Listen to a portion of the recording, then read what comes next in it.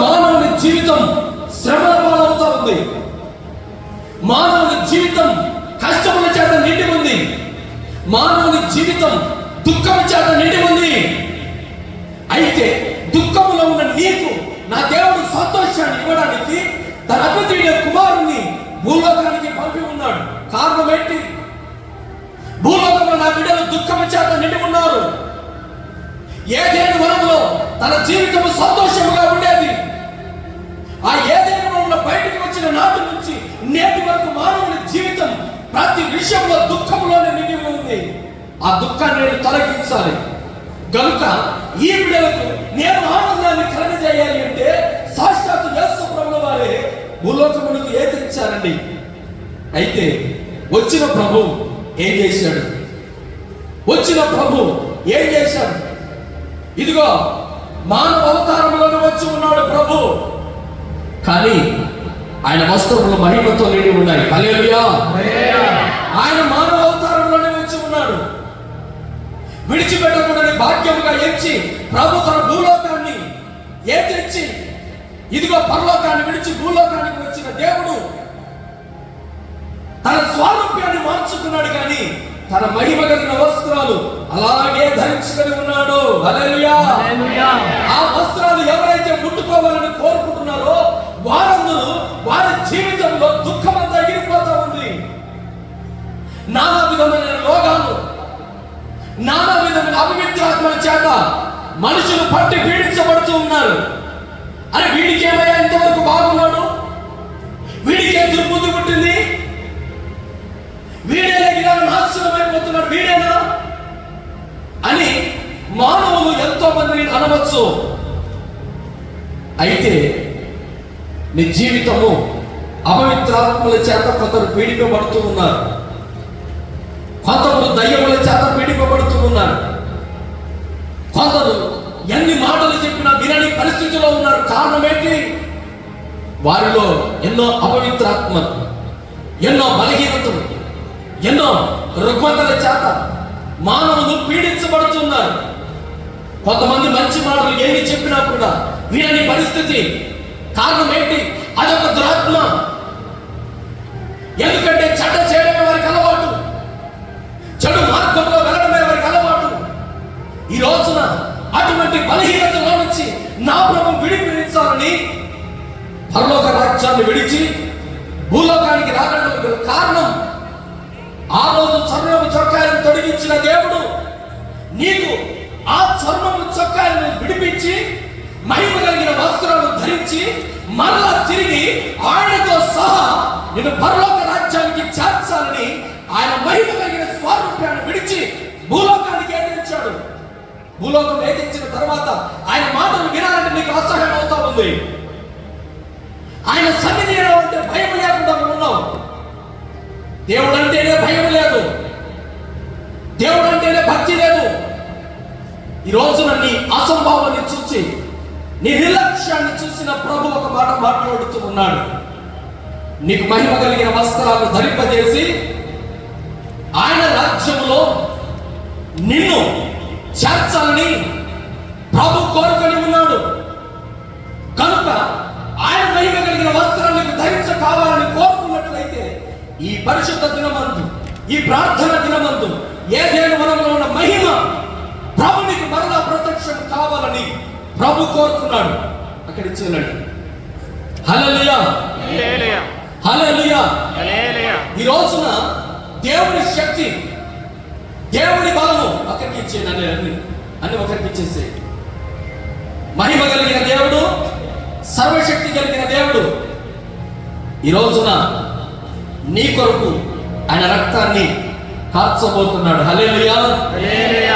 ఈ రోజున చాలా మంది దుఃఖములో మునిగిపోయి ఉన్నారు. చాలా మంది కన్నీళ్ళ చేత మునిగిపోయి ఉన్నారు. ఎందరో సమాధానము లేని పరిస్థితిలో మందిరానికి వస్తూ ఉన్నారు. కారణం ఏంటి? వారిలో కూడా దుఃఖం మిగిలి ఉంది. ఈ రోజున నీ జీవితంలో కూడా పుట్టెడు దుఃఖము చేత మందిరానికి వచ్చి ఉన్నావా? ప్రభు నీతో మాట్లాడుతూ ఉన్నాడు. ప్రభు నీతో మాట్లాడుతూ ఉన్నాడు. దుఃఖములో మిగిలిన నిన్ను నా ప్రభు ఆశీర్వదించబడాలని, దుఃఖంలో మిగిలిన నిన్ను దేవుడు దీవించాలని దుఃఖంలో నిలబడిన నిన్ను సంతోషంతో ఉల్లాసము చేత నింపబడాలని ప్రభు కోరుకున్నాడు. హల్లెలూయా, హల్లెలూయా. అందుకే మార్కు సువార్త 1వ అధ్యాయం 32, 34 వరకు చదువుదాం. మార్కు సువార్త 1వ అధ్యాయం 32వ వచనం. మార్కు 1వ అధ్యాయం. సాయంకాలము ప్రొద్దుకినప్పుడు సకల రోగులు దయ్యమును పట్టిన వారిని ఆయన ఎదుగు తీసుకొని వచ్చి పట్టణమంతయు ఆ ఇంటి వాకిట కూడి ఉండెను. ఆయన నానా విధములు రోగముల చేత పీడింపబడిన అనేకులు స్వస్థపరిచెను. హల్లెలూయా. ఇదిగో ప్రభు ఇక్కడ గ్రంథస్థం చేయబడి ఉన్నాడు. నానా విధమైన రోగాలు, సకల విధమైన రోగాలు, రకరకముల రోగాలు. మత్తయి సువార్త అలాగే 14వ అధ్యాయం 35, 36 వచనం. మత్తయి సువార్త 14, మత్తయి సువార్త 14, 35, 36. అక్కడి జనులు ఆయనను గుర్తుపట్టారు. చుట్టుపట్ల ఇదిగో వారిద్దరి వెళ్ళి గెన్నెసరేతు దేశమునకు వచ్చి అక్కడి జనులు యేసు ప్రభును గుర్తుపట్టారు. గుర్తుపట్టిన వారందరూ ఇదిగో వర్తమానం పంపారు. ఇదిగో యేసు ప్రభు వస్తూ ఉన్నాడు. ఏ రోగము చేత ఉన్నాం, ఏ బాధల చేత ఉన్నాం, ఏ కన్నీల చేత ఉన్నాం, ఇదిగో యేసు ప్రభు ఉన్నాడు, ఆయన యొద్దకు రమ్ము అని అంటా ఉంటే కొందరు వస్తూ ఉన్నారు. కొందరు రాలేని పరిస్థితి, కొందరిది రాలేని పరిస్థితి. రాలేని వారందరినీ కొందరట మోసుకొని వచ్చారు, కొందరు ఆయన యొద్దకు తీసుకొని వచ్చారు. ఈ రోజున నానా విధమైన రోగాలు నీకు కనబడుతూ ఉన్నాయి. వారికి నువ్వు చెప్పగలుగుతూ ఉన్నావా? దేవుడు నీ దుఃఖంలో నుంచి తొలగిస్తాడు, నీ బాధల నుంచి విడిపిస్తాడు, నీ కన్నీళ్ళ నుంచి విడుదల చేస్తాడని ఏ రోజైనా చెప్పగలవా? ఈ రోజున నీ జీవితంలో కూడా దుఃఖమును నాట్యముగా మార్చడానికి నా ప్రభు నీకు ఉల్లాస వస్త్రములను ధరింపజేయడానికి భూలోకములకు ఏ తెచ్చి ఉంటే ఆ ఉల్లాసం నీ జీవితంలో ఉందా? దేవుని మందిరంలో ఆ ఉత్సాహం ఉందా? దేవుని మందిరంలో ఆ సంతోషము కనబడతా ఉందా? లేదే. నీ రోగములు తొలగించే దేవుని నేను ఉన్నానంటా ఉన్నా, నీలో ఉత్సాహం లేదు. నీ కన్నీలను తొలగిస్తానని నీలో ఉత్సాహం రావడం లేదు. అయ్యా, నా రోగము నాతోనే ఉండాలి, నా కన్నీరు నాతోనే ఉండాలి, అయినా దేవా నీ ఎదురికి నేను రాను. ఈరోజు చాలా మంది దేవుడి ఎదురికి రావడం లేదు. గల కారణం ఏంటి? ఉల్లాసం తన జీవితంలో లేదండి. ప్రతి ఒక్కరు బాధల చేత, కన్నీళ్ళ చేత అక్కడే ఉన్నారు. కానీ ఉల్లాస వస్త్రాలను ధరింపజేస్తారంటా ఉంటే దేవుడి యొద్దకు ఎవరు రావడం లేదే. వచ్చిన వారు ఎలా ఉన్నారు? నిర్లక్ష్యంగా బాధల చేత ఏదో పోగొట్టుకున్నాం అన్నట్లుగా కనబడుతూ ఉన్నారు. నీ జీవితంలో దేవుడు కార్యం చేయాలి, నీ జీవితంలో దేవుడు మేలు చేయాలి, నీ జీవితంలో దేవుడు అనేక అద్భుత కార్యాలు చేయాలి. కానీ దేవుని సన్నిధిలో శ్రద్ధగా కూర్చోవు, దేవుని సన్నిధిలో స్తుతించవు, దేవుని సన్నిధిలో భయభక్తులతో ఉండవు. అసలు దేవుని సన్నిధి అంటేనే భయం లేకుండా ఉండవు.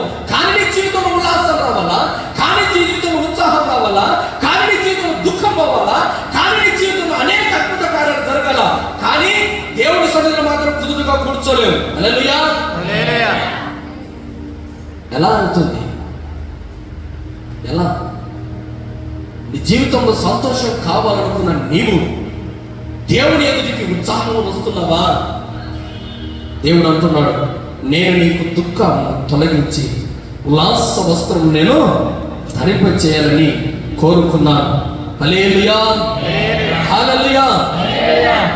అదే మత్తయి సువార్త 14:35-36 గమనిస్తే యేసు ప్రభువును ముట్టిన వారందరూ స్వస్థపడ్డారు. హల్లెలూయా. ఆయన ముట్టాలి, ఆయన తాకాలి. ఆయన ప్రభావము మన మధ్యలో నిలిచి ఉందని నీవు ఆయన సన్నిధిలో బాగుపడ్డావు.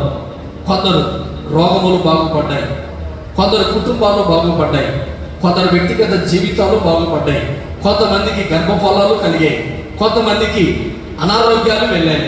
అయితే వారి జీవితంలో ఉల్లాసం లేదు. దేవుడు ఎంత మేలు చేసినా అయ్యా నాకు కొడుకు కావాలి, కొడుకు ఇచ్చాడు. కూతురు కావాలి, కూతురు ఇచ్చాడు. సంతానమే లేదు, సంతానం ఇచ్చాడు. అయ్యా నా జీవితంలో నెమ్మది లేదు, నెమ్మది ఇచ్చాడు. అయినా కూడా కొంతమంది ఉత్సాహం లేదు, సంతోషం లేదు. ఎక్కడ? దేవుడి సన్నిధిలో. దేవుడు ఎన్నో మేలు చేస్తా ఉన్నా కూడా ఉల్లాసం కొంతమందిలో కనబడటం లేదు. నా దేవుడు నాకు మేలు చేశాడు కదా, ఆయన దేవుడి సన్నిధిలో ఉల్లాసంగా వెళ్ళాలి, సంతోషంగా దేవుడిని మాట్లాడాలి. ఎవరి జీవితంలో సంతోషం లేదండి, అందరూ నిరుత్సాహంగానే కనపడుతున్నారు. కారణం ఏంటి? సాతాను మీకు దుఃఖ వస్త్రాలను ఇచ్చి ఉన్నాడు, మీకు సంతోష వస్త్రాలు, ఇదిగో దేవుడు మహిమ వస్త్రాలు, ఉల్లాస వస్త్రాలు దేవుడు ధరింపజేయాలని కోరుకుంటామంటే, సాతాను మాత్రం ఇదిగో నీవు దేవుడి సన్నిధికి వెళుతున్నావు, దేవుడి సన్నిధిలో వెళ్ళిన నిన్ను దేవుడి సన్నిధిలోకి వచ్చినప్పుడు నీకు ఏం కలుగుతా ఉంది? దుఃఖం కలుగుతా ఉంది. కారణం నీ జీవితంలో దేవుడికి చోటు లేదండి. కారణం ఏంటి? దుఃఖమే. దేవుడి మందిరంలోకి వచ్చిన కొంతమందికి ఏడుపే కారణం. దేవుడికి హృదయంలో చోటు లేదు. దేవుడు అంటున్నాడు, దుఃఖముని నేను తొలగించి ఉల్లాస వస్త్రం నేను ధరింపజేస్తాను నా మందిరంలోకి వస్తే, నా యొక్కకు వస్తే అంటున్నాడు. కానీ దేవుని సన్నిధిలోకి వచ్చి కూడా కొంతమంది ఏడుస్తున్నారు. కారణం మీ జీవితంలో దేవునికి స్థానము లేదేమో, మీ కుటుంబంలో దేవునికి స్థానము లేదేమో. ఒక్కసారి ఆలోచించు ప్రియ సహోదరుడ, సహోదరి. తలెత్తి మాటలు వినాలి. హల్లెలూయా. అందరూ తలపైకి ఎత్తారు. హల్లెలూయా, హల్లెలూయా. మీ జీవితంలో సంతోషాన్ని దేవుడు కలగ చేయాలంటే, ఇంకా మీ జీవితంలో దుఃఖమే మీకు మిగిలి ఉంటే, ఒకవేళ సాతాను మీ జీవితంలో ఇంకా నేను విడిచిపోలేదని జ్ఞాపకం చేసుకో. ఈరోజు నా ప్రభు ఆ వస్త్రాలు తొలగించి, దేవుడు ఉల్లాస వస్త్రములు తొలగించి నీ కుటుంబాన్ని మేలుపరచాలని కోరుకుంటున్నాడు. ఇదిగో అనేక సంవత్సరాలు వ్యాధి కలిగిన వాడు బాగుపడ్డాడు. బాగుపడిన వాడు మాత్రం మార్కు సువార్త 5వ అధ్యాయం 14వ వచనం చదువు. వాడు ఎక్కడికి వెళ్ళాడు? ఎన్నో సంవత్సరాలుగా కోనేటి దగ్గర ఉన్నాడు కదా, వాడు బాగుపడ్డాడు. వాడు బాగుపడిన తర్వాత వాడు ఎక్కడికి వెళ్ళాడు? వాడు ఏం చేస్తున్నాడు? వాడి జీవితం 38 సంవత్సరాలు ఏడ్చాడు. బాగుపరిచేవాడు లేడని బాగుపడ్డాడు. నా వ్యాధిని బాగు చేయగలడు, బాగుపడ్డాడు. బాగుపడిన తర్వాత వాడు ఎక్కడ కనపడుతున్నాడు? ఒకవేళ నీ జీవితంలో నువ్వు బాగుపడ్డావు, నీ జీవితంలో దుఃఖం ఉన్నప్పుడు దేవుడి మందిరానికి వచ్చావు, నీ జీవితంలో దుఃఖం తొలగించాడు, నీ కుటుంబంలో పిల్లలను పాలు చేశాడు, నీ కుటుంబంలో సంతోషాన్ని కలిగించిన తర్వాత నువ్వు ఎక్కడ కనపడాలి? ఏం చేయాలి?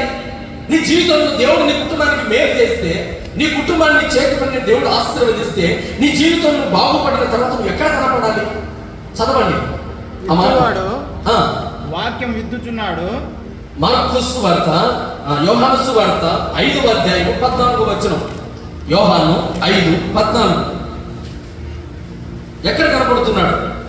అటు తర్వాత యేసు దేవాలయంలో వారిని చూసి, ఇదిగో స్వస్థత నొందిరి మరి యొక్క కీడు నీకు. ఇదిగో దేవాలయంలో వాడిని చూశాడు. ఎక్కడ చూశాడు?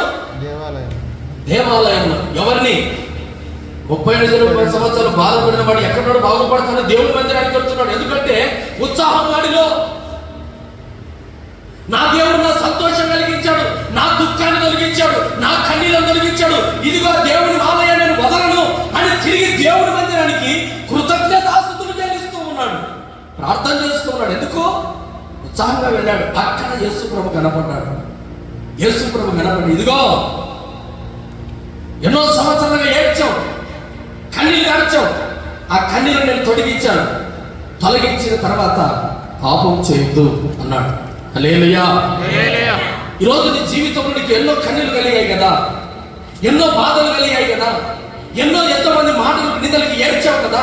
ఏడ్చిన తర్వాత ఆ నిందలు, ఆ మాటలను దేవుడు తొలగించిన తర్వాత దేవుడి సన్నిధిలో కనపడుతున్నావు. ఎక్కడ కనపడుతున్నావు? దేవుని సన్నిధిలో కనబడిన తర్వాత, దేవుని జీవితాన్ని ఉల్లాసంగా చేసిన తర్వాత నీ జీవితంలో పాపాన్ని తొలగించమని ప్రభు అంటున్నాడు. ఇంకా నీ జీవితంలో పాపం ఉంటే నీ జీవితం దుఃఖమే, నీ జీవితంలో సంతోషం ఉండదు.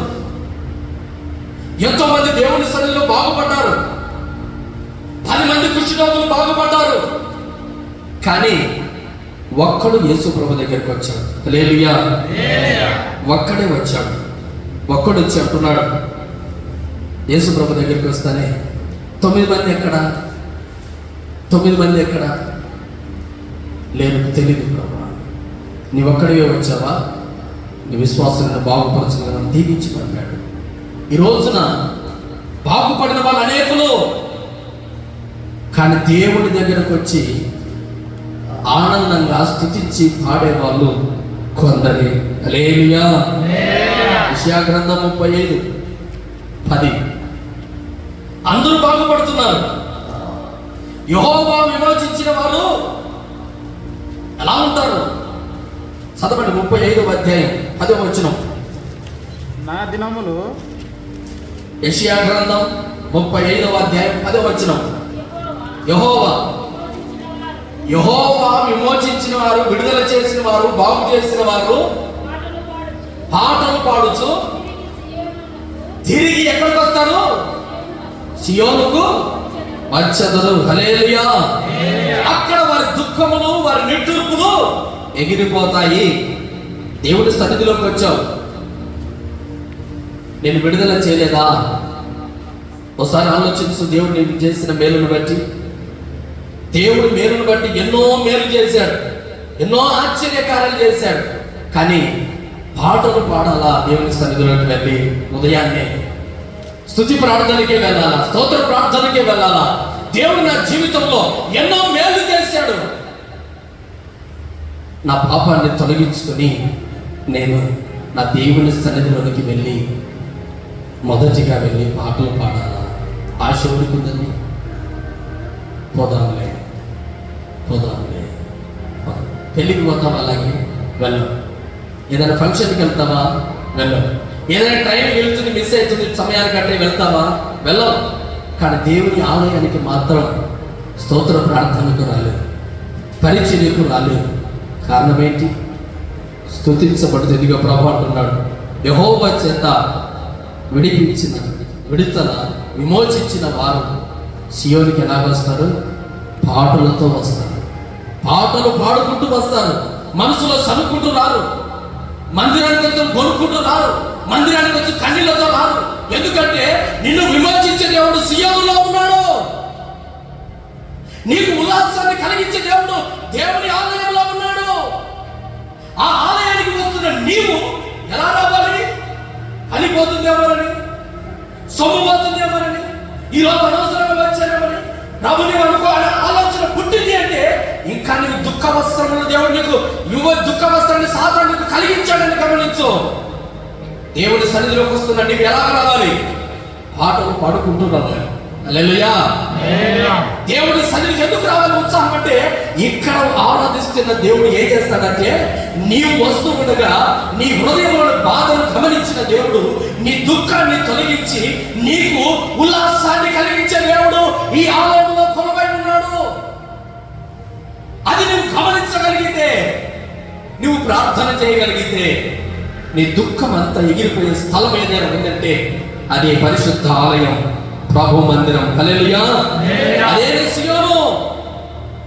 ఆ సియోనులోకి వస్తున్న నీకు ఆ దుఃఖ వస్త్రాలను తొలగించాలి. ఎన్నో రోజులు దుఃఖపడుతూ ఉన్నారు, ఎన్నో రోజులు బాధపడుతూ ఉన్నారు, ఎన్నో రోజులు కన్నీళ్లతో వస్తున్నారు. ఈ కన్నీరు నేను తొలగించాలి అని యేసు ప్రభు ఎదురు చూస్తా ఉంటే, ఇదిగో నా బిడ్డలు ఇప్పుడు వస్తారు, అదిగో ఈ సమయానికి వస్తారు, స్తోత్ర ప్రార్థన ప్రారంభ ప్రార్థనకి వస్తారు, ప్రారంభ ఆరాధనకి వస్తారు. మీరందరినీ నేను ఆశీర్వదించాలని దేవుడు తన ఆలయంలో మీ దుఃఖాన్ని తొలగించడానికి దేవుడు సిద్ధపడగలిగి ఉంటే, లేదు ప్రభు మా దుఃఖం మాతోనే ఉండాలి, ఆలస్యంగా వస్తా. హల్లెలూయా. మన జీవితం దుఃఖం ఎప్పుడు పోయేది? నీ బాధ ఎప్పుడు పోయేది? నీ కన్నీళ్ళు ఎప్పుడు పోయేది? ఉపవాస ప్రార్థనలో దేవుడు ఎదురు చూస్తూ ఉన్నాడు, కానీ రావు. అందరి కోసం సంఘమంతా ఉపవాస ప్రార్థనకు దేవుడు ఏర్పాటు చేసి, ఆ ఉపవాస ప్రార్థన దైవ సేవకులంతా ఉపవాసం ప్రార్థన చేస్తా ఉంటే ఆ రోజు ప్రార్థనకు రావు. కానీ నా బాధలు పోవాలయ్యా. పాస్టర్ గారు ప్రార్థన చేయండి, పాస్టర్ గారు ప్రార్థన చేయండి. నీ దుఃఖ వస్త్రాలను తొలగించడానికి దేవుడు సిద్ధంగా ఉన్నాడు, కానీ తొలగించుకోవడానికి నీవే సిద్ధంగా లేవు. నీ దుఃఖాన్ని తొలగించడానికి నా ప్రభు ఎప్పుడో చెప్తూ ఉన్నాడు. నేను ఆ రోజు వారు నా ఎదురికి రాకుండా సిగ్గుపడి దాక్కుని వారికి చర్మపు చొక్కాన్ని తొలగించారు కదా, ఈ రోజు కూడా నా ఎదురు నిలబడడానికి నీకు దుఃఖాన్ని కలిగి నా ఎదురికి రాలేకపోతున్నావా? పేదరికంలో నా ఎదురికి రాలేకపోతున్నావా? బాధలతో రాలేకపోతున్నావా? ఆ బాధను తొలగించే దేవుడు ఇక్కడ ఉన్నాను కదా, నా ఎదురికి నువ్వు రాగలుగుతున్నావా? రాలేవు. కారణం ఏంటి? సాతాను నిన్ను ఇంకా దుఃఖంలోనే నింపాలని కోరుకున్నాడు. సాతాను కోరుకున్న వారు ఏ ఒక్కరు సమయానికి మందిరానికి రాలేరు. హల్లెలూయా, హల్లెలూయా. ఒకవేళ నా బాధ, నా మాటలు ఒకవేళ నీకు బాధ కలిగించి ఉంటే మన్నించండి. కారణం ఏంటంటే ప్రభు చెప్తూ ఉన్నాడు, నేను మీ దుఃఖాన్ని తొలగించి మీకు సంతోషాన్ని కలిగించాలని కోరుకున్నాను. హల్లెలూయా. ఇదిగో 18 సంవత్సరాల సమాజ మందిరంలో ఒక స్త్రీ ఉంది. యేసు ప్రభు వచ్చాడు, ఆమె రోగాన్ని నడుమును బాగు చేసి స్వస్థపరచలేదా? స్వస్థపరిచాడు. 18 సంవత్సరాలు దేవుని మందిరాన్ని విడిచిందా? ఒక రోజు యేసు ప్రభు ఆమె వచ్చిన రోజే ఆమె రాకపోతే బాగుపడేదా? బాగుపడేది కాదు.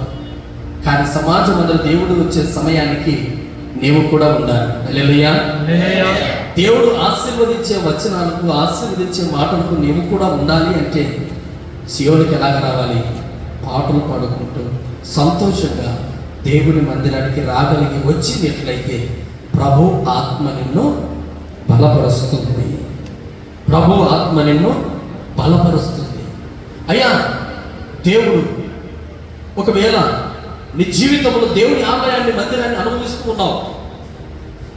ఇదిగో హాగరు కూడా ఎలుగెత్తి ఏడుస్తూ ఉంది.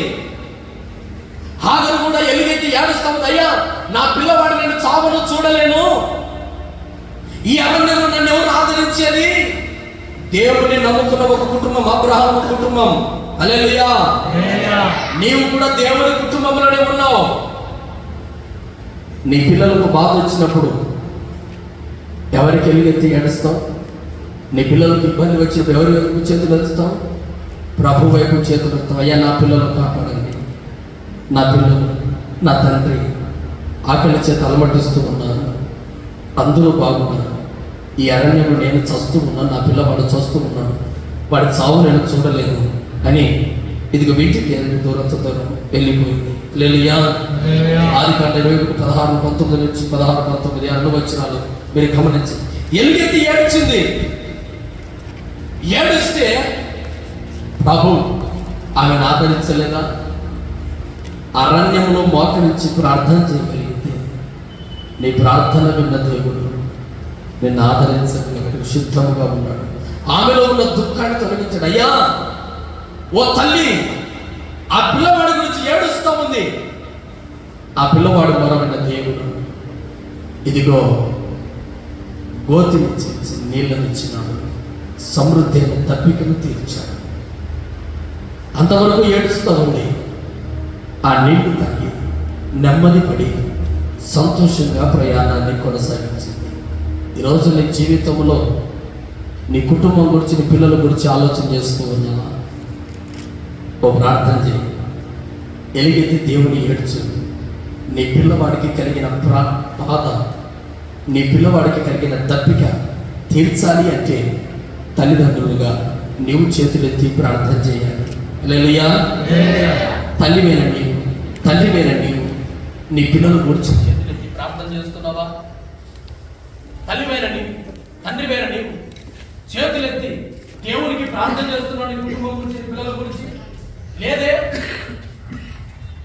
దేవుని గురించి, నీ పిల్లల గురించి ఏనాడు కానీ నీవు ప్రార్థన చేసేవాడివి కాదు, స్తుతించేవాడివి కాదు, మొరపెట్టేవాడివి కాదు.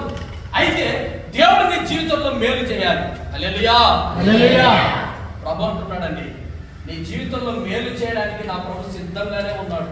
నీ కన్నీళ్లను తుడచడానికి దేవుడు సిద్ధంగా ఉన్నాడు. అయితే నీవు మాత్రము దేవుడికి ప్రార్థన చేయడానికి మాత్రం సిద్ధపాటులో లేవు. హల్లెలూయా. హల్లెలూయా. కానీ నీవు కూడా నీ కుటుంబం కూడా బాగుపడాలి. ఆమె కన్నీళ్ళను తీర్చిన దేవుడు నీ కుటుంబాన్ని కాపాడుతున్న శక్తిమంతుడై ఉన్నాడు. నీవు ఆలోచన చేశావు ఈ రోజున ఈ వాక్యాన్ని బట్టి, ఒకవేళ నీ కుటుంబంలో నీ పిల్లలకు నీ బలహీనత కలిగి ఉందా, వారి గురించి నువ్వు ప్రార్థన చేయి.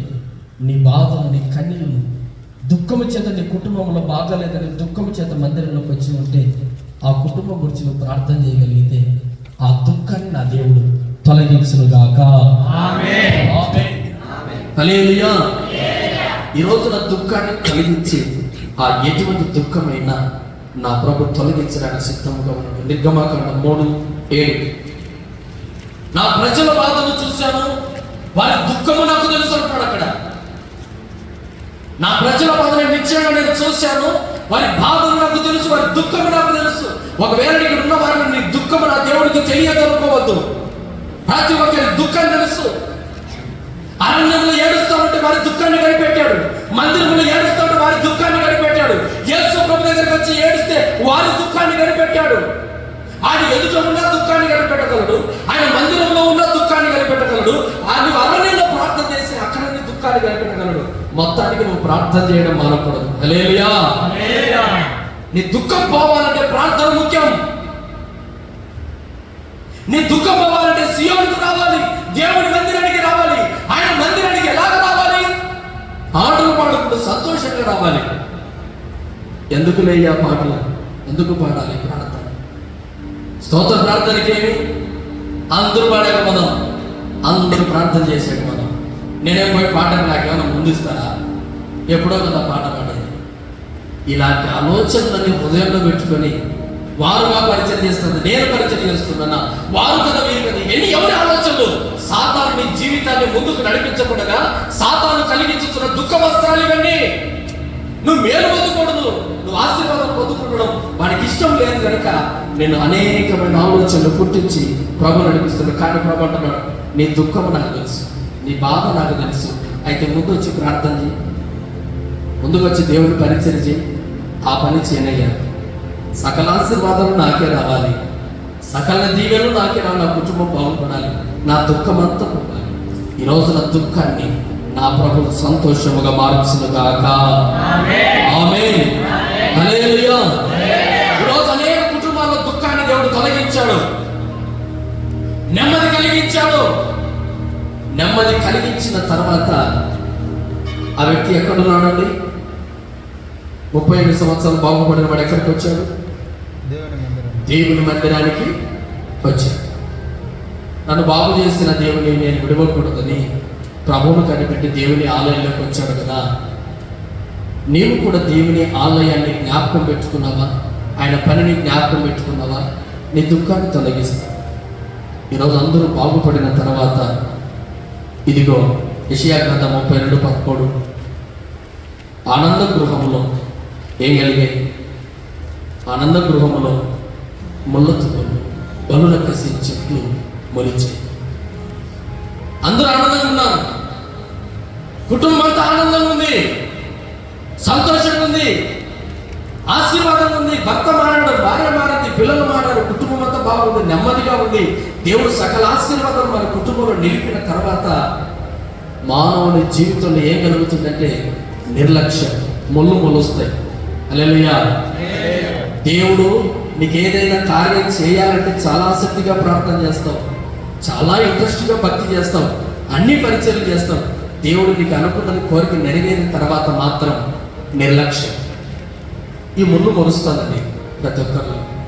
దేవుడు బాగుపరిచిన తర్వాత, ఆనందం ఇచ్చిన తర్వాత కొన్ని ముళ్ళు మొలుస్తాయి, బలుల కలిసి చెట్లు మొలుస్తాయి. దేవుడు నాకు మేలు చేసేయాలి అన్న తర్వాత మందిరం, ప్రార్థన, దేవుడి పరిచర్య కొంతమంది మర్చిపోతూ ఉన్నారు. కారణం ఏంటి? దేవుడు ఆనందం కలిగజేసిన తర్వాత ఆ వ్యక్తి ఎక్కడున్నాడు? దేవుని ఆలయంలో ఉన్నాడు. ఈ రోజున దేవుడు నీకు ఉల్లాసాన్ని కలిగించిన తర్వాత నువ్వు ఎక్కడుండాలి? నీకు సంతోషం, ఆనందం కలిగించిన తర్వాత నువ్వు ఎక్కడుండాలి? దేవుని ఆలయంలో ఉండాలి కదా, దేవుని ఆనంద గృహంలో ఉండాలి కదా. ఆనంద గృహంలో ఉండకుండా నీ హృదయంలో ముళ్ళ తుప్పలు, బలురకసి చెట్లు మొలిచిన వెంటనే మనుషులను చూస్తావు, మనుషుల మాటల వైపు చూస్తావు, ప్రవర్తన వైపు చూస్తావు, ప్రతి వైపు చూసిన కాలం నీ జీవితంలో ముళ్ళ తుప్పలే మొలుస్తాయి. కానీ ఆనందం నీ జీవితంలో ఉండదు. ఎవరి జీవితంలో సరే, ఎవరైతే ప్రభు వైపు చూచి నడుస్తారో వారందరూ ఆనంద గృహములో నిలిచి ఆనందముతో పాటలు పాడుదురు గాక. ఆమేన్. హల్లెలూయా, హల్లెలూయా, హల్లెలూయా. ఆయన ఆనందం పొందుకోవాలి, ఆయన సంతోషం పొందుకోవాలి, ఆయన కీర్తించాలి, స్తుతించాలి. అయితే ఆనందం నీలో ఉండాలి అంటే ఆయన దర్శనం ఎల్లప్పుడూ నీవు చూస్తూనే ఉండాలి. అపోస్తుల కార్యములు 22వ అధ్యాయము, అపోస్తుల కార్యములు 2వ అధ్యాయము 28వ వచనం. అపోస్తుల కార్యములు 2:28 చదవండి. అక్కడ ఒక మాట ఉంటుంది. నాకు జీవమార్గము తెలిసినది, దర్శనము మన అనుగ్రహించిన నన్ను ఉల్లాసంతోను నింపును. హల్లెలూయా. ప్రభు అంటున్నాడు ఆయన దర్శనము ఏమట? అపోస్తల కార్యములు 2:28.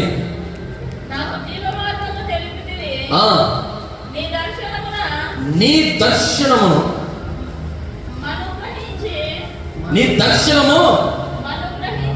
అనుగ్రహించి నన్ను ఉల్లాసంతో నింపాను. ఏమంటున్నాడు? ఎప్పుడు మనకు ఉల్లాసం అంటే ఆయన దర్శనము చూసినప్పుడు. హల్లెలూయా.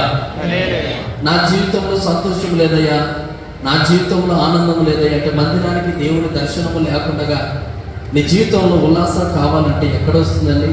కొంతమంది నాతో చెప్తుంటుంది, అయ్యా మందిరానికి రానప్పుడు నా జీవితం అంతా కన్నీళ్ళలో ఉంటుందయ్యా. మందిరానికి వస్తే ఆయన దర్శనము కలుగుతుంది,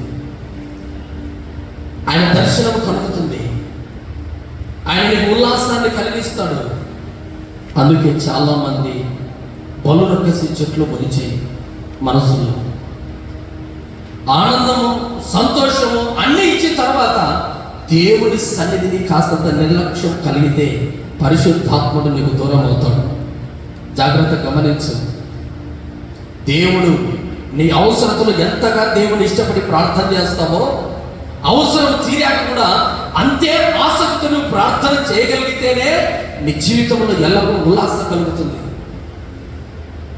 దేవుని విడిచిపెట్టి దేవుని నిర్లక్ష్యం చేసిన తర్వాత మరలా కుటుంబంలో రోగములు, బాధలు, కన్నీళ్లు మొలకెత్తుతా ఉంటే అప్పుడైనా గుర్తుపట్టాలి, నేను దేవునికి కాస్త దూరంగా ఉన్నాను, మరలా తిరిగి ప్రార్థన చేయాలి. ఈ రోజున దేవుని దర్శనము లేకపోతే ఆ వ్యక్తిలో ఏముండదట? ఉల్లాసం ఉండదు. ఎవరు ఈ మాట మాట్లాడుతున్నాడు? అదే అధ్యాయం 25వ వచనం చదువు. అదే అధ్యాయం 25వ వచనం. ఆయనను గురించి దావీదు ఇట్లా దావీదు అంటున్నాడు ఈ మాట, ఇట్లా నేను ఎల్లప్పుడూ నా ఎదుట ప్రభువే నన్ను చూచి నా ఎదుట ప్రభువును చూచుచుంటిని, ఆయన నా కుడి పార్శ్వమున ఉన్నాడు కనుక నేను కదల్చబడను. హల్లెలూయా. ఈ రోజున దేవుడి దర్శనాన్ని చూచే వాళ్ళు కదల్చబడలేరు. దేవుని దర్శనాన్ని చూచాడు ఆదాము, వస్త్రాలు పోగొట్టుకున్నాడు ఆదాము, కదిలిపోతున్నాడు, అక్కడున్న స్థానాన్ని తప్పిపోతున్నాడు. ఈ రోజున దేవుని దర్శనాన్ని యథార్థంగా ఈ ప్రార్థన మందిరంలో నీకు ఆనందం కలిగి ఉంటే, నీ కుటుంబంలో ఇదిగో మేలు కలిగి ఉంటేనా ఇప్పుడు నీవు కదల్చబడలేవు విశ్వాసముల నుంచి. హల్లెలూయా. ప్రారంభంలో ఏ భక్తి ఉందో అదే భక్తిని కొనసాగిస్తావు.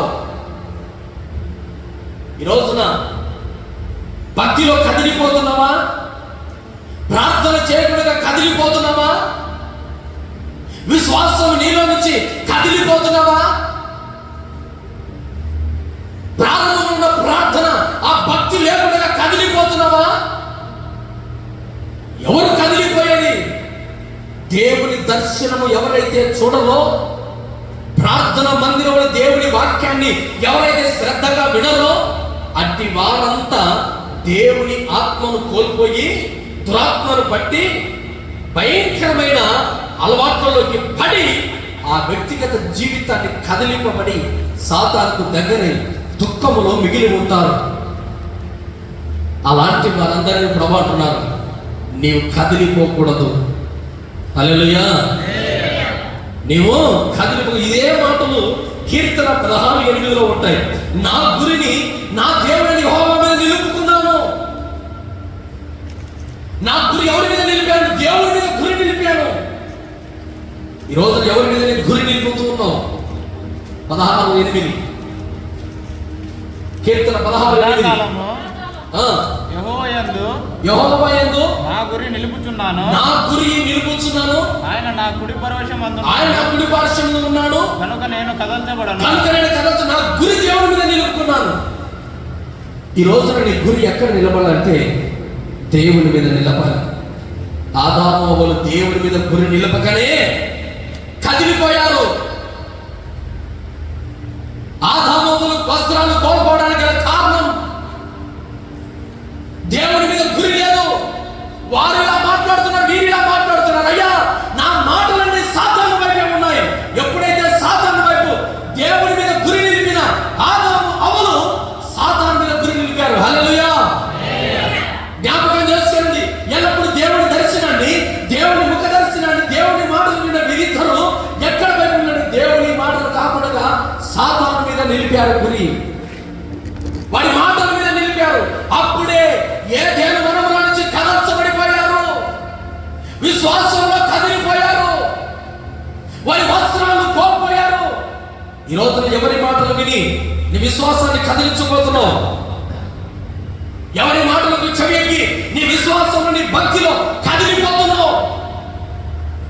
ఈ రోజున దేవుడు అంటున్నాడు, దుఃఖములో దేవుని ప్రత్యక్షతను, దేవుని మాటలను వినక సాతాను మాటలు విని నీ భక్తిని కోల్పోయి ఏడుస్తూ ఉంటే ఇప్పుడైనా జ్ఞాపకం పట్టు.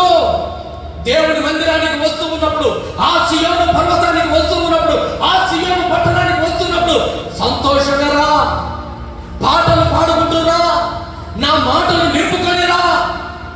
ఈ రోజున దేవుని మందిరానికి నీవు ఉల్లాసంగా పాటలు పాడుకుంటూ రాగలిగితే, ప్రారంభ ప్రార్థనకు నీ ముందుగా రాగలిగితే, నా ప్రభు అంటున్నాడు, నీ దుఃఖము నిట్టూర్పు ఎగిరిపోవునుగాక.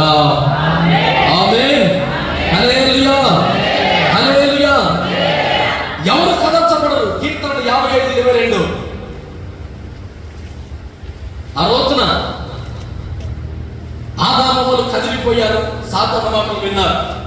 నా మనవి ఆలకించి నాకు ఉత్తరమేమో. 55వ కీర్తన 22వ వచనం. మోపము.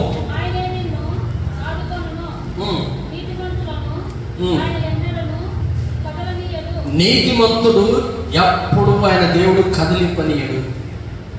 హల్లెలూయా. నీలో నీతి ఉంటే, ఇక్కడ ఆరాధన చేస్తున్న మనందరినీ ప్రభు మాట్లాడుతున్న నాతో కలిపి, మనలో నీతి ఉంటే ప్రభు మనల్ని కదలనివ్వడు. హల్లెలూయా. ఒకవేళ మనలో నీతి ఒకవేళ తప్పామే అనుకో, కదిలిపోతాం. ఏదైనా మనం మన నుంచి ఎలాగైతే వెలివేయబడ్డామో, దేవుని ఎదుట నుండి మనము కూడా త్రోయబడతాం. అది ఎవరైనా సరే. అందుకే ఏదైనా మనం ఆహ్లాదకరమైన జీవితంలో ఉండాలి అంటే, మన జీవితంలో ఏమి ఉండాలి? కదిలిపోకూడదంటే, నీ దర్శనాన్ని, నీ ప్రార్థనను కాపాడుకోవాలంటే మొట్టమొదటి నువ్వు ఏమై ఉండాలంటే, నీతిమంతుడు కదిలింపబడడు. ఎందుకు? 37వ యోబు గ్రంథం 37:1 చూద్దాం. అక్కడ హృదయం వణికిపోతుంది, కదిలిపోతాం. యోబు గ్రంథం 37వ అధ్యాయం 1వ వచనం. దీనిని బట్టి నా హృదయం వణుకుచున్నది. దీనిని బట్టి నా హృదయం వణుకుచున్నది. దాని స్థలములలో నుండి అది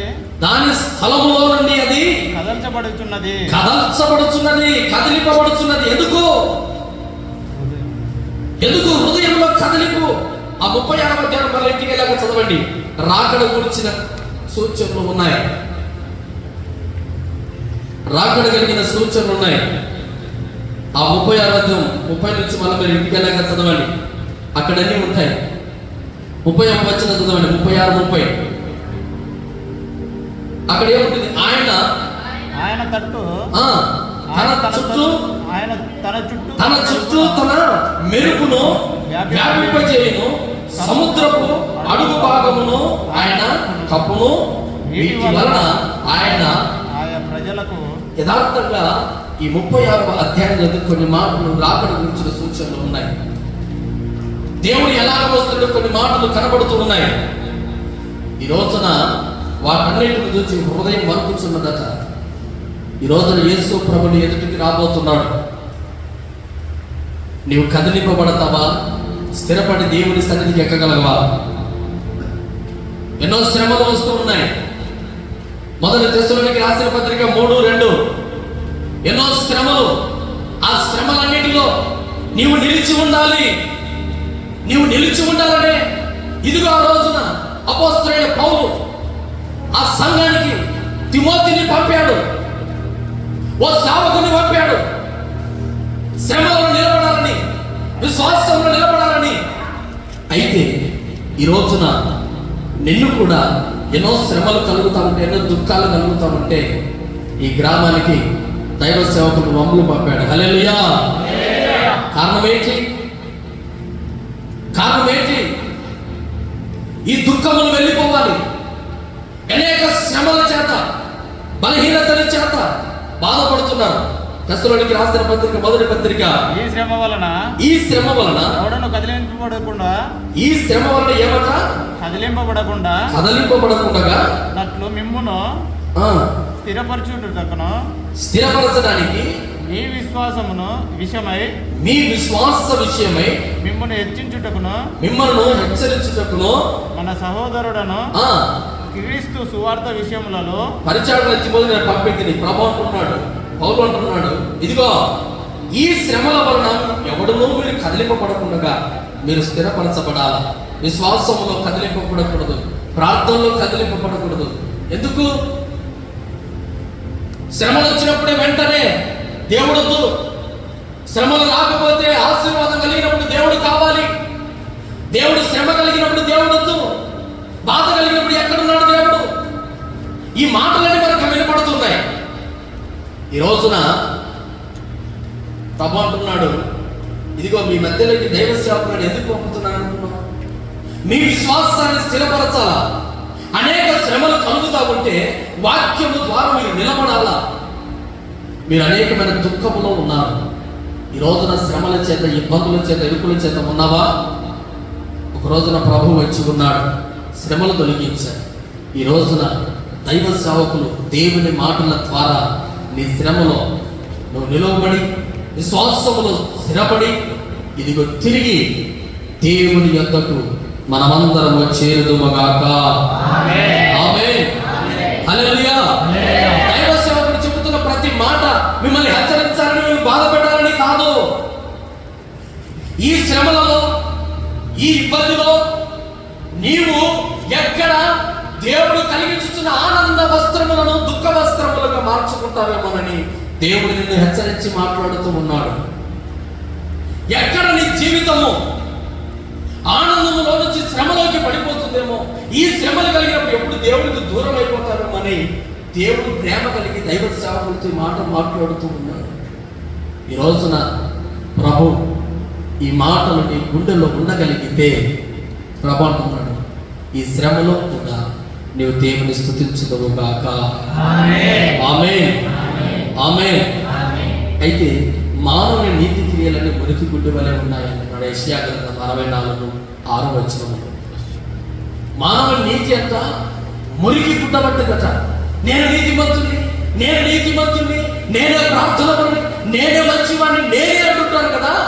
వారంతా నీతి అంతా మురికి గుడ్డ పట్టింది. వాడి వస్త్రాలు లేకున్నాయి, మురికి గుడ్డ వలె. నన్ను నీతి క్రియలన్నీ మురికి గుడ్డ వలె ఉన్నాయి.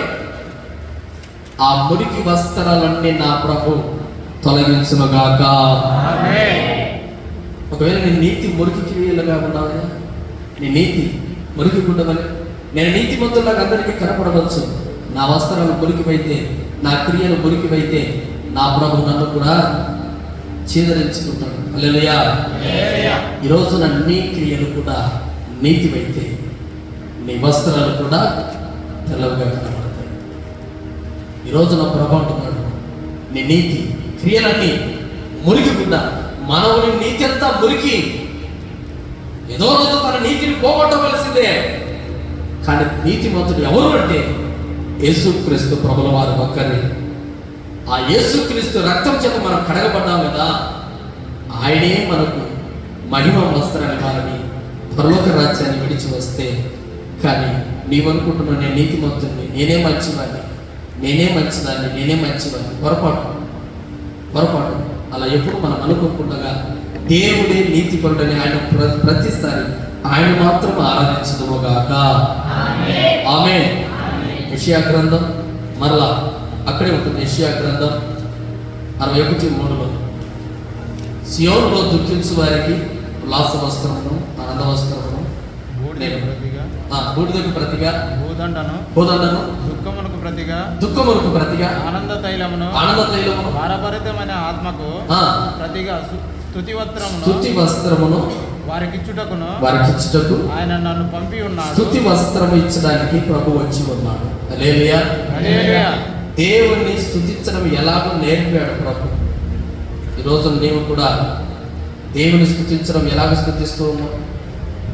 పాస్టర్ గారు స్తోత్రాలు చెప్పమంటే నోరు ఎక్కడ పోతుందో లేమని స్తోత్రం అనమంటే తల దించుకొని ఒకరు, పక్కలో వాళ్ళంటే ఏమవుతుందోని ఒకరు. బజార్లో మాట్లాడినప్పుడు తెలియదండి. గట్టిగా కుటుంబంలో భార్యాభర్తలు గొడవ పడినప్పుడు అవమానం కాదు. కానీ దేవుని సన్నిధిలో స్తోత్రాలు చెప్పేటప్పుడు మాత్రం అవమానం అవుతుందని నోళ్ళు మూసుకొని ఉన్నాం. కానీ దేవుడు అంటున్నాడు, నీకు స్తుతి వస్త్రం ప్రభు దయచేయుగాక. ఎవరైతే స్తుతి వస్త్రాలు ఉంటాయో వాళ్ళ దేవుని గంభీరంగా స్తుతిస్తారు. ఎవరికైతే స్తుతి వస్త్రాలు లేవో వారు స్తుతి చెప్పాలి అంటే బాధపడతారు. కుర్చీలో కూర్చోవాలని బాగా కనపడుతున్నారు. హల్లెలూయా. జాగ్రత్తగా ఉండాలి, నగకూడదు. జాగ్రత్తగా. ప్రభు మీ జీవితంలో స్తుతి వస్త్రాలు ఉన్నాయా? స్తుతి వస్త్రాలు నీ జీవితంలో ఉన్నాయా? దేవుని స్తుతించడం యథార్థంగా నీళ్ళ జీవితంలో ఉందా? స్తుతి స్తోత్ర ప్రార్థనలో నువ్వు ఎలా యథార్థంగా స్తోత్రాలు గంభీరంగా చెప్తున్నావు? ఒకసారి జ్ఞాపకం చేసుకో. ఇదిగో యోబు మొదటి అధ్యాయం 21 వచనంలో అక్కడ ఒక మాట చదవండి. యోబు మొదటి గ్రంథం ఇదిగో 21 వచనం. యోబు నేను నా తల్లి గర్భంలో నుండి దిగంబరినై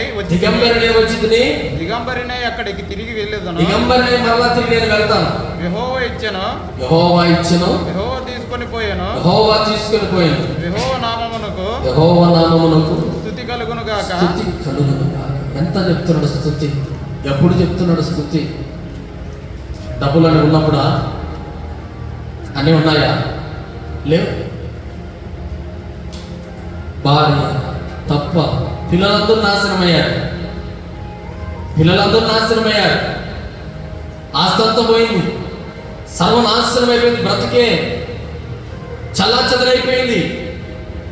చల్లాచెదరైన బ్రతుకు తర్వాత సేదుడు వచ్చి, అయ్యా ఇంకేముంది నీ బ్రతుకు? అంత నాశనం అయిపోయింది కదా. ఎందుకంటే దేవుడు ఇచ్చాడు, దేవుడు తీసుకున్నాడు. అది దేవుని స్వాస్థ్యం, నాకు సంబంధం లేదన్నట్లుగా దేవునికి స్తుతి కలుగునుగాక అంటున్నాడు. ఆమేన్. అంటే సర్వస్వం కోల్పోయినా దేవుని స్తుతించడం మానలేదు యోబు. అందుకే రెట్టింపైన ఘనతనిచ్చాడు. నీ జీవితంలో నీ స్తుతి చెల్లించడం ఉన్నా లేకపోయినా ప్రభువును మరిచిపోకుండా దేవుడికే స్తోత్రము స్తుతి అని ఎంత కన్నీళ్ళలో ఉన్నా, ఎంత బాధలో ఉన్నా దేవుని స్తుతించడం మర్చిపోకుండా ఉంటే యోబును రెట్టింపుగా ఆశీర్వదించిన దేవుడు నీ జీవితాన్ని కూడా రెట్టింపుగా ఆశీర్వదిస్తాడు. అయితే నీ జీవితంలో ఏముండాలి? నోటి తెరవాలి, స్తుతి ఉండాలి. ఏముండాలి? ఏముండాలి? ఏముండాలి? నోళ్ళు తెరవాలి. ఏముండాలి? స్తుతి ఉండాలి. ఏముండాలి? స్తుతి ఉండాలి. ఈ లోకములో ఈ మందిరంలో స్తుతి అనే మాట నువ్వు పలకకుండా సిగ్గుపడితే పరలోక రాజ్యంలో కూడా నిన్ను దేవుడు సిగ్గుపడతాడు, నిన్ను కూడా ఒప్పుకోడు.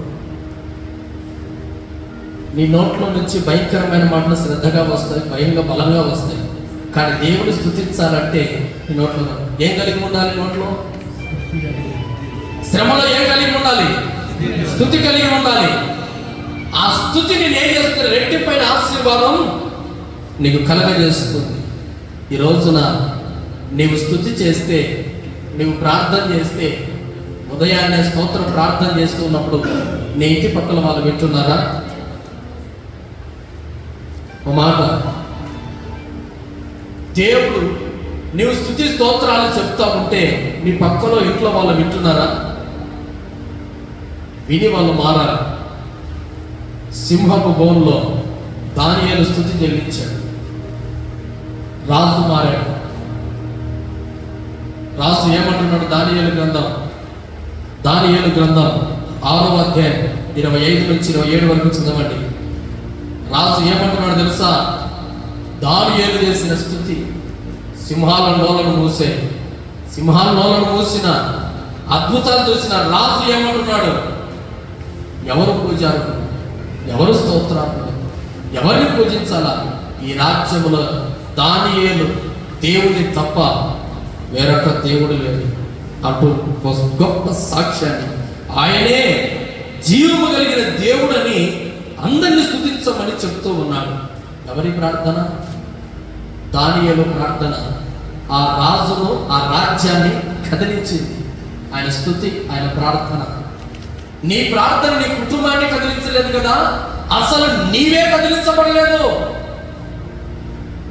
స్తుతి రాజును కదిలించింది, సింహాల నోలను మూయడించడం కాదండి, రాజు రాజ్యాన్నే కదిలించింది. అదే దానియేలు గ్రంథం 3వ అధ్యాయం 27 నుంచి 29 వరకు చదివితే నెబుకద్నెజరు రాజు అంటున్నాడు. 29వ వచనం చదవండి. 3వ అధ్యాయం 29వ వచనం. కాగా నేను ఒక శాసనం నియమించుచున్నాను, ఏదనగా ఇదియుగా రక్షించుటకు. దానియేలు గ్రంథం 3వ అధ్యాయం 29 ఈ విధంగా రక్షించుటకు సమర్థులకు దేవుడు కాక మరి ఏ దేవుడు లేదు. దేవుడు దానియేలు, షడ్రక్, మేషక్, అబేద్నెగోలు దేవుడు తప్ప ఈ భూలోకంలో ఏ ఒక్కరు దేవుడు లేడు. రాజు తెలుసుకున్నాడు. ఎందుకు? షడ్రక్, మేషక్ చేస్తున్న స్తుతి ప్రార్థన వలన. హల్లెలూయా. నెబుకద్నెజరు రాజు మారాడు, దర్యావేషు రాజులు మారారు. వాళ్ళ రాజ్యానికి చెప్తున్నారు వీరి దేవుడే నిజమైన దేవుడు. హల్లెలూయా. నీ స్తుతి ద్వారా రాజులు, రాజ్యాలు మారడం అవసరం లేదు. నీ స్తుతి ప్రార్థన ద్వారా నీ వ్యక్తిగత జీవితం, నా వ్యక్తిగత జీవితం, ఇదిగో నీ కుటుంబ వ్యక్తిగత జీవితం మారుతే చాలు. స్తుతి రాజ్యాన్ని మారుస్తుంది, స్తుతి సమస్తాన్ని మారుస్తుంది. కానీ స్తుతి చెప్పమంటే, స్తోత్రాలు చెప్పమంటే నీ నోటి నుంచి బయటికి రావాలంటే భయం. ఈ రోజు నుంచి ఒక తీర్మానం, ప్రభా ఈ రోజు నుంచి ఒక తీర్మానం చేస్తాను. చావుకు తెగించిన షడ్రక్, మేషక్, అబేద్నెగోల స్తుతి మారడం లేదు, దానియేలు మారడం లేదు. ఆ స్తుతి ప్రార్థన ఏం కలిగించిందంటే ఇదిగో సమస్తము ఏది? రాజ్యాన్ని మార్చి. ఈరోజు మీరు ఆ ప్రార్థన చేయగలిగితే మన మందిరం ఇంకా సమృద్ధిలోనికి మారును గాక. మీ అందరి స్తుతి ప్రార్థన సంఘాన్ని నింపును గాక. ఆమేన్. హల్లెలూయా. హల్లెలూయా. అయితే శ్రమలు వస్తానే దేవుని మందిరాన్ని నువ్వేం అనుకుంటే ఇబ్బంది కలుగుతానే నువ్వే దేవుని స్తుతించడం మానుకుంటే దేవుడు నీ కుటుంబాన్ని ఆశీర్వదిస్తాడా? నీ కుటుంబాన్ని దేవుడు దీవిస్తాడా? స్తుతి వస్త్రం నేను ఏం చేస్తుందంటే అనేకులను నీ కలుగుతున్న ప్రమాదాన్ని, ప్రాణాపాయాన్ని తప్పించి, ఆ ప్రాణాపాయాన్ని తప్పించిన దేవుణ్ణి అది చూసిన వారందరూ ప్రభు వైపు చూస్తారు. నీ కలిగిన స్తుతి ప్రార్థన రాజులు సైతం, రాజ్యాలు సైతం మార్చినట్లుగా నీ ప్రార్థన నీ కుటుంబాన్ని మార్చి ఆశీర్వాదం నీ కుటుంబాన్ని అంతా ప్రభు సన్నిధిలోనికి నడిపించును గాక. అగ్నిగుండమే ఎదురైనా సింహాసనములో నన్ను నడిపించినా,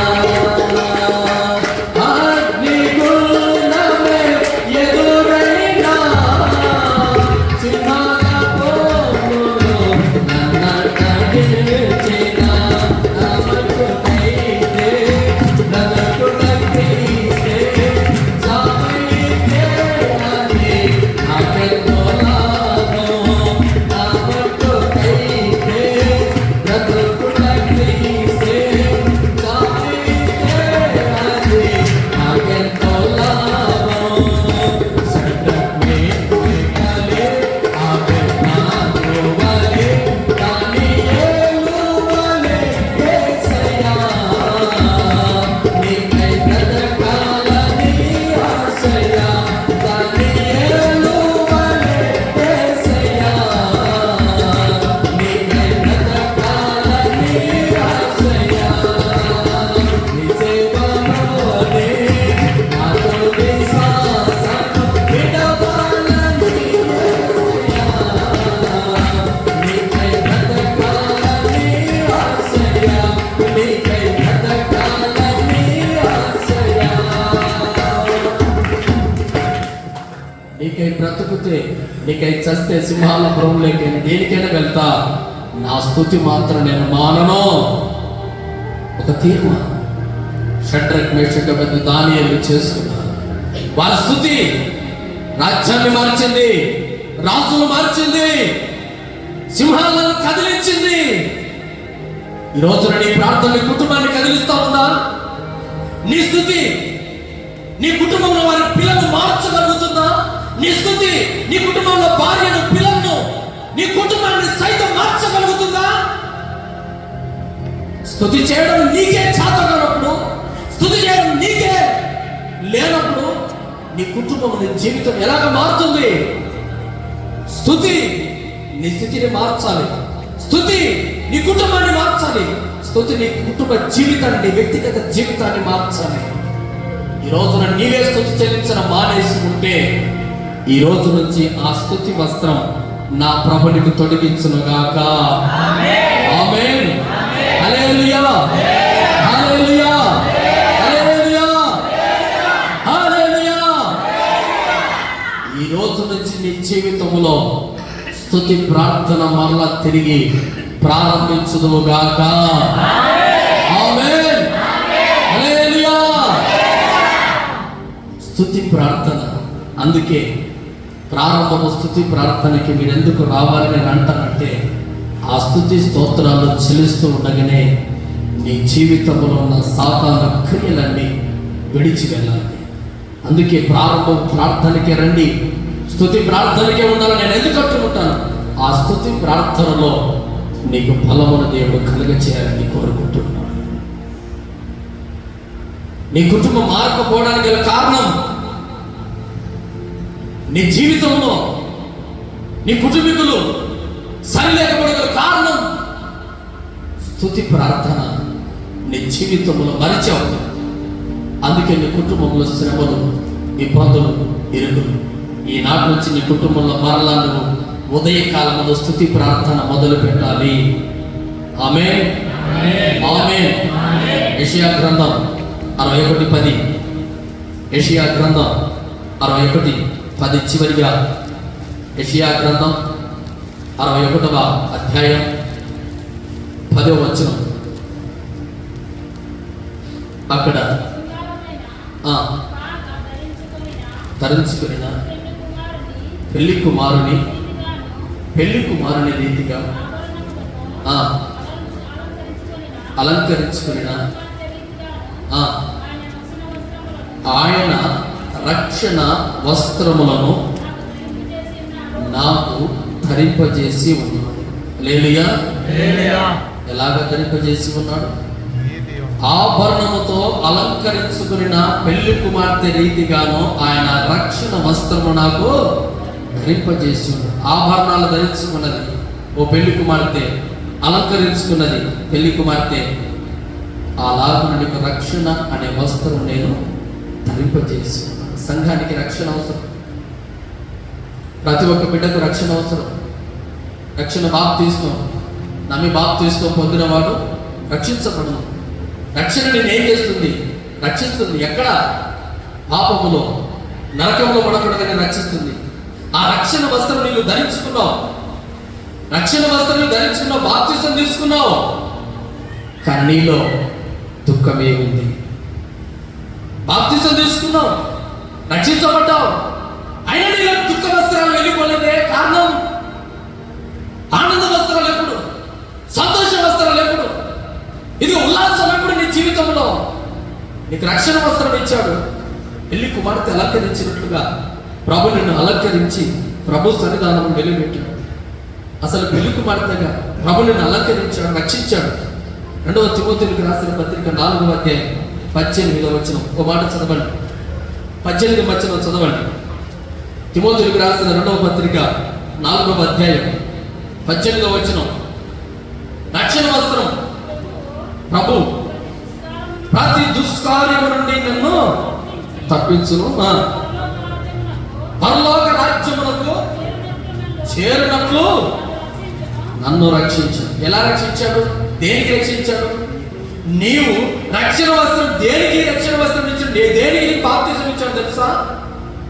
దేవుని సన్నిధికి ఉల్లాసంగా రమ్మని. హల్లెలూయా.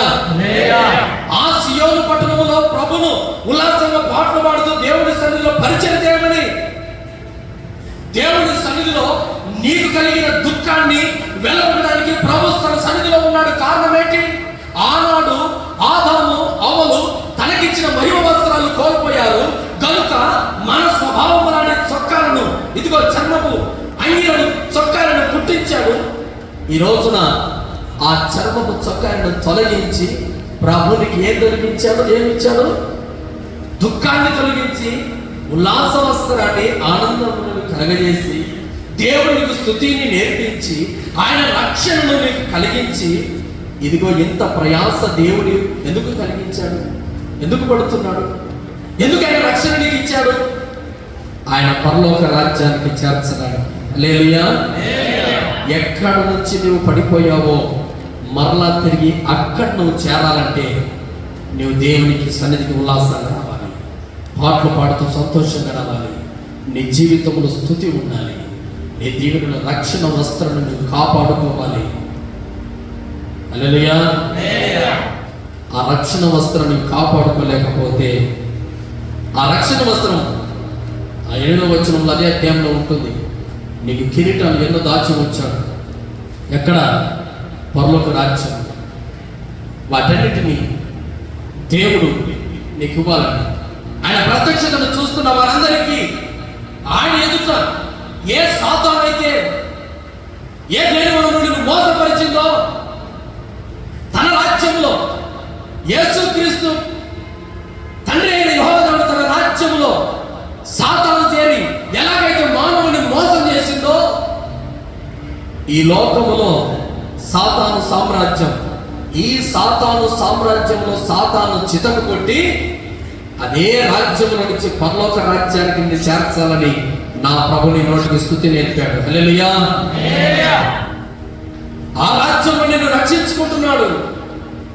ఈ రాజ్యంలోనే, ఈ పాపము కలిగిన రాజ్యంలోనే దేవుడు తన రక్షించిన దేవుడికి స్తుతి నేర్పి ఆయన సన్నిధికి నడిపించి ఇక్కడ నుంచి మరలా తిరిగి ఎక్కడ వెళ్ళాలనుకున్నాడు? ఇదిగో ప్రకటన గ్రంథం 19:6 వచనం. ప్రకటన గ్రంథం 19:6. అంతకన్నా ముందు లూకాసు వార్త 8:12. లూకాసు వార్త 8వ అధ్యాయం 12వ వచనం ఒకరు చదవండి. త్రోవపక్క నుండి పడిన విత్తనాలు చూద్దాం. లూకాసు వార్త 8:12.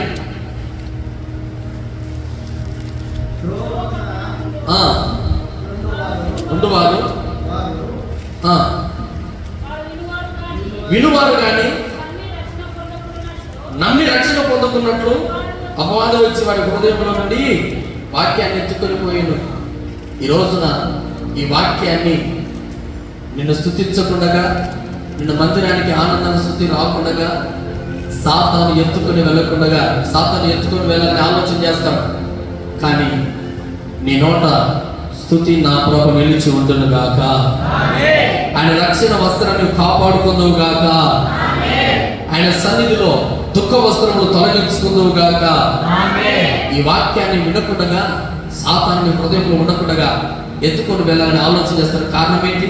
ఈ వాక్యం ఏంటి నీకు రక్షణ, ఈ వాక్యం ఏంటి నీకు మారు మనస్సు, ఈ వాక్యం ఏంటి నీకు బాప్తిస్మం.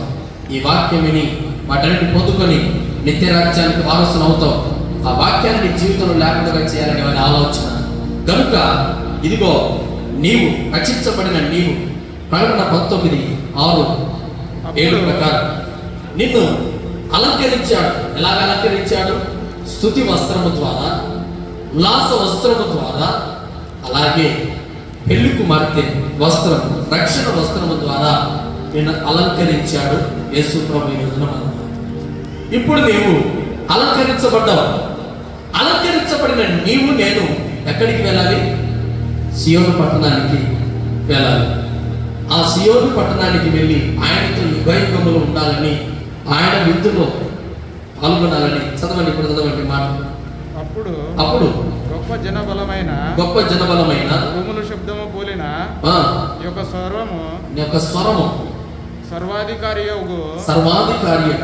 ప్రభువునగు మన దేవుడు ఏలుచున్నాడు. ఆయనను స్తుతించుడి, స్తుతించండి. గొర్రెపిల్ల వివాహము వివాహోత్సవ సమయం వచ్చినది. ఆయన భార్య తన్ను తాను సిద్ధపరచుకొని ఉన్నది. హల్లెలూయా. కనుక మనము సంతోషపడి ఉత్సహించి ఆయనను మహిమపరచదమని చెప్పగా వింటు. ఈ సమయములో, ఈ పాపము లోకములో సంఘమట పెళ్లి కుమార్తె వలె సిద్ధపాటు కలిగి ఉంది. ఏమంట? పెళ్లి కుమార్తె వలె సిద్ధపాటు కలిగి ఉంది. కనుక ఆయన భార్య తన్ను తాను సిద్ధపరుచుకొని ఉన్నది. ఈ రోజున దేవుడు మిమ్మల్ని అందరినీ సంఘంలో సిద్ధపరుస్తూ ఉన్నాడు పెళ్లి కుమార్తెలాగా. కారణం ఏంటి? మనకందరికీ స్తుతి వస్త్రం, మనకందరికీ ఉల్లాస వస్త్రం, మనందరికీ రక్షణ వస్త్రం, మనందరికీ పెళ్లి కుమార్తె వస్త్రాలు ఇచ్చి తన రాజ్యంలో మరలా తిరిగి చేర్చునుగాక. ఆమేన్. హల్లెలూయా. హల్లెలూయా. అందరూ మోకరించి చిన్న ప్రార్థన చేసుకుందాం. అందరం మోకరిద్దాం. ప్రభు తన వస్త్రములను ప్రభు మనకందరికీ ఇచ్చి ఉన్నాడు. ఈ సమయంలో అందరూ ఏ ఒక్కరు నిర్లక్ష్యంగా ఉండకూడదు. దేవుడు చివరిగా మనందరిని అలంకరించబోయే రోజు. స్తోత్రం, స్తోత్రం, స్తోత్రం. అందరినీ పెళ్లి కుమార్తెలాగా నా ప్రభు సిద్ధపరచబోతూ ఉన్నాడు. పెళ్లి కుమార్తెలాగా అలంకరించి స్తుతి వస్త్రం నీకు ధరింపజేసిన స్తుతి చెల్లించు. యేసు రాజానికి స్తోత్రం, స్తోత్రం, స్తోత్రం, స్తోత్రం, స్తోత్రం. యేసయ్యానికి స్తోత్రమునైనా, యేసు రాజానికి స్తోత్రమునైనా. ఈ సమయంలో ప్రభువా దేవుడు ఇదిగో షడ్రక్ మెషక్ దానియేలు గల ప్రార్థన దేవుడు విన్నాడు, వారి స్తుతి విన్నాడు, రాజ్యాన్ని కదిలించాడు. ఈ రోజున నీ స్తుతి ప్రార్థన ద్వారా, నీ స్తుతి ప్రార్థన ద్వారా నా ప్రభు నీ కుటుంబాన్ని రక్షించబోతున్నాడు. నీ కుటుంబంలో దుఃఖాన్ని తొలగించబోతున్నాడు. వ్యక్తిగత జీవితంలో దుఃఖపడుతూ మందిరానికి వచ్చావా? దేవుడు ఉల్లాసాన్ని నా ప్రభుని కలిగించబోతున్నాడు. ఎన్ని రోజులు నీ దుఃఖం, ఎన్ని రోజులు నీకు దుఃఖం, నా ప్రభు నీకు ఉల్లాసాన్ని మార్చబోతున్నాడు. ప్రార్థన చేద్దాం. స్తోత్రం స్తోత్రం స్తోత్రం. యేసయ్యానికి స్తోత్రమునైనా. ఎవరికి వారు నీ దుఃఖాన్ని గురించి ప్రభుకు ప్రార్థన చేయి. నీ దుఃఖాన్ని గురించి ప్రభుకు ప్రార్థన చేయి. స్తోత్రం స్తోత్రం. ఈ సమయంలో ప్రభు నిన్ను దర్శించబోతున్నాడు. ప్రభుని స్తుతి అలంకారం చేత, పెళ్లి కుమార్తె అలంకారం చేత, ఎవరి నిర్లక్ష్యం నిలువమోకాలు, చిన్నలు పెద్దలందరూ నిలువమోకాలు, చిన్నలు పెద్దలందరూ అందరూ మోకరించలేని లేచి నిలబడదాం. మోకరించలేని వారు లేచి నిలబడాలి. ముసలి వారైనా ఎవరైనా సరే లేచి నిలబడాలి. మోకరించలేని వారు నిన్ను అలంకరించబోతున్నాడు ప్రభు. స్తోత్రం స్తోత్రం స్తోత్రం స్తోత్రం స్తోత్రం స్తోత్రం స్తోత్రం స్తోత్రం. యేసయ్యానికి స్తోత్రం స్తోత్రం స్తోత్రం స్తోత్రం. యేసయ్యానికి స్తోత్రం స్తోత్రం స్తోత్రం స్తోత్రం స్తోత్రం. ఈ సమయంలో ప్రభు నిన్ను అలంకరించబోతున్నాడు. నూతన పెళ్లి కూతురుగా తన ఎదుటికి రాబోతున్న యేసు ప్రభుల వారు రెండవ రాకడలో రాబోతున్న దేవుడు ఇదిగో నిన్ను అలంకరించబోతున్నాడు తన స్తుతి వస్త్రము ద్వారా. యేసయ్యానికి స్తోత్రం స్తోత్రం స్తోత్రం స్తోత్రం స్తోత్రం స్తోత్రం స్తోత్రం స్తోత్రం. మహిమ కలిగిన సంఘమే, పెళ్లి కుమార్తె సంఘముగా ఈ రోజున నిన్ను పెళ్లి కుమార్తెలుగా మార్చబోతున్నాడు. స్తోత్రం స్తోత్రం. మహిమ కలిగిన సంఘమే, మహిమ కలిగిన సంఘమే, మహిమ కలిగిన సంఘమే, మహిమ కలిగిన సంఘమే, మహిమ కలిగిన సంఘమే, మహిమ కలిగిన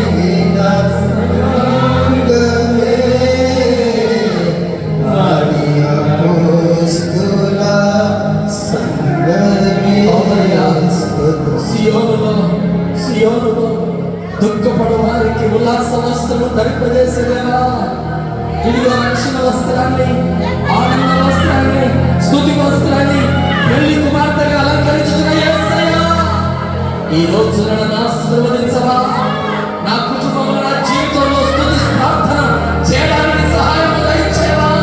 ఈ రోజు నా స్తుతి ద్వారా నా కుటుంబంలో వ్యక్తి జీవితం మారిపోవాలయ్యా.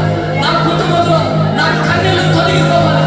కన్నీళ్లతో వచ్చిన ప్రార్థన చేయి, కన్నీళ్లతో వచ్చిన ప్రార్థన చేయి. నీ కన్నీళ్లకు కారణం ఏమిటో ప్రభుకు చెప్పు. ఆ ప్రభువైన దేవుడు ఈ రోజు నీ కన్నీళ్లను తొలగబోతున్నాడు. నీకు రక్షణ వస్త్రాన్ని, ఆనంద వస్త్రాన్ని, స్తుతి వస్త్రాన్ని, ఉల్లాస వస్త్రాన్ని ధరింపజేయాలని నా ప్రభు ఆ పర్వత రాజ్యాన్ని విడిచి ఇదిగో ఈ సియోను ప్రార్థన మందిరానికి, ఈ బలిపీఠ ప్రార్థన మందిరానికి, ఈ సియోను పట్టణానికి నా ప్రభు ఏకైచి ఉన్నాడు. స్తోత్రం, స్తోత్రం, స్తోత్రం, స్తోత్రం, స్తోత్రం, స్తోత్రం. స్తోత్రం, స్తోత్రం, స్తోత్రం, స్తోత్రం. అవునయ్యా, యేసయ్యా నీకు స్తోత్రం. స్తోత్రం, స్తోత్రం, స్తోత్రం, స్తోత్రం, స్తోత్రం, స్తోత్రం. ప్రార్థన. పరిశుద్ధుడా, ప్రేమ కలిగిన నా తండ్రి, స్తోత్రాలు చెల్లిస్తున్నాం నాయనా. ప్రభువా, యేసయ్యా నేను దాక్ష నిలుపుకొని ప్రభువా, యేసయ్యా విలువైన మాటలు మాకందరికీ వినిపించినందుకై మీకు స్తోత్రాలు చెల్లిస్తున్నాం. అవును తండ్రి, యేసయ్యా ఆనాడు మా పితరులైనటువంటి అవ్వ ఆదాము ప్రభువా, యేసయ్యా పాపము చేసి నీ ఎదుట నిలబడలేకపోయినారు ప్రభువా. అందుకనే ప్రభువా తండ్రి, వారికి ఒక వస్త్రము ధరించినైనా ప్రభువా వేసినట్టుగా వాక్యం చూపించావు, వినిపించావు తండ్రి. నీకు ఇస్తాం ఈరోజు తండ్రి, వెలివేసినటువంటి వారిని నైనా ప్రభువా, మమ్మల్ని అందరినీ నైనా తిరిగి తండ్రి సియోనులోకి చేర్చుకోవడానికి నైనా ప్రభువా యేసయ్యా స్తుతి వస్త్రము, రక్షణ వస్త్రము నైనా ప్రభువా ధరింపచేస్తూ వస్తూ ఉన్నాం తండ్రి. యేసయ్యా ఈ పాడైపోయినటువంటి పాపిని నైనా ప్రభువా తిరిగి నైనా ప్రభువా యేసయ్యా మమ్మల్ని అందరినీ నైనా తండ్రి ఆ సియోను పట్టణానికి తీసుకుని వెళ్ళాలని తండ్రి ఎంత ప్రేమ, ఎంత చిన్న తండ్రి. ఏమిచ్చినదైనా తండ్రి మేము రుణము తీర్చుకోలేని పరిస్థితి. ఎవరు చూపిస్తారు నైనా ఈ ప్రేమ, ఎవరు చూపిస్తారు ఈ జాలి తండ్రి. తండ్రి ఒకసారి రెండుసార్లు రా ప్రభువా, తప్పిపోతున్నటువంటి మా హృదయాలనైనా యేసయ్యా మమ్మల్ని తండ్రి ఎదిగి పట్టుకొని నైనా ప్రభువా యేసయ్యా రక్షణ అనే ఒక వస్త్రాన్ని ధరించి నైనా ప్రభువా నీ మందిరంలో నిలబెడుతున్నావే యేసయ్యా నీకు స్తోత్రం తండ్రి. తండ్రి ప్రభువా తప్పిపోయినటువంటి మమ్మల్నైనా ప్రభువా తండ్రి నీ మందిరంలో నిలబెట్టుకొని నైనా ప్రభువా నీతి వస్త్రమని ధరించినైనా ప్రభువా ఆ నీతి కలిగినటువంటి ఆ పట్టణానికి తీసుకుని వెళ్ళడానికేనా యేసయ్యా నీకు స్తోత్రం స్తోత్రం స్తోత్రం ప్రభువా తండ్రి. ఈ దూరాన సమీపాన ఎందరైతే ఈ విశేషి ఈ ఉపదేశాన్ని వింటున్నారో తండ్రి కరుణించనైనా ప్రభువా, వారి పట్ల కూడా నైనా ప్రభువా యేసయ్యా తడబడితే ఏమైనా అడుగులు వేస్తూ ఉన్నట్లయితే వారి నీతి వస్త్రాన్ని నైనా రక్షణ వస్త్రాన్ని ధరించినైనా ప్రభువా సియోను పట్టణానికి తీసుకువెళ్ళడానికి నైనా సిద్ధపడే విధంగా నీ ఉపదేశం ఉంది కనుక ప్రభువా వారిని రక్షించునైనా బలపరచునైనా యేసయ్యా నీకు స్తోత్రం. ఎక్కడైతే ఇన్నాళ్ళు నీతి వస్త్రం లేకుండా, రక్షణ వస్త్రం లేకుండా జీవిస్తూ వస్తూ ఉన్నారో తండ్రి వారికి అందరికీ నైనా ప్రభువా నీతి అనే ఒక వస్త్రాన్ని ధరించి, రక్షణ అనే వస్త్రాన్ని ధరించి ప్రభువా సంఘంలో స్థిరపడే విధంగా సహాయం చేయమని కూడా ప్రార్థన చేస్తూ ఉన్నాం తండ్రి. నీకు స్తోత్రాలైనా ప్రభువా వెలివేసిన వారిని తిరిగి సియోను పట్టణానికి తీసుకొని పోయేంత వరకు నీ కేశవల్లి గ్రామ సంఘస్థులందరినీ బలపరచమని కూడా ప్రార్థన చేస్తున్నాం తండ్రి. నీకు స్తోత్రం. యేసయ్యా వచ్చిన ప్రతి ఒక్కరినైనా ప్రభువా పేరు పేరున దీవించు, ఆశీర్వదించి, బలపరిచి తండ్రి నీ కృపలో భద్రపరచమని, స్థిరపరచబడతాను.